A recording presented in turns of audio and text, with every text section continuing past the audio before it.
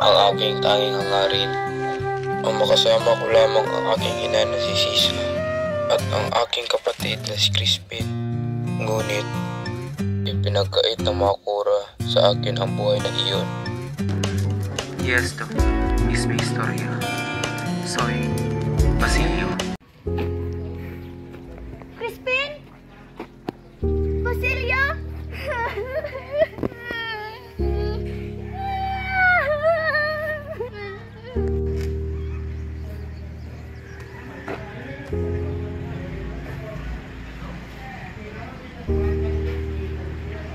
Labing-tatlong taon ang nakalipas nung namatay ang aking ina at ang aking kapatid. Matinding hirap ang aking dinanas. Nagtungo papuntang Maynila.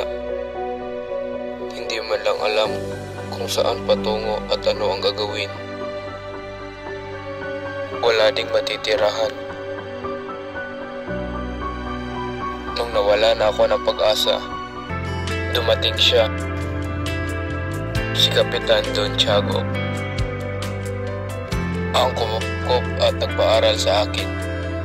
Tiniis ko lahat ng pagugutya at panglalait ng aking mga kaklase.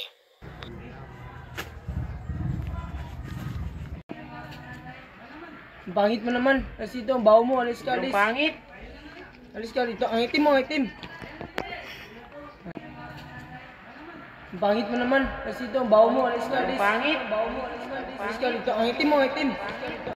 Gayon pa man, nung tumungtong ako sa ikatlong taon na pag-aaral, ay bumuti-buti ang aking kalagayan. Nakapagtapos ako ng kolehiyo sa kursong medisina.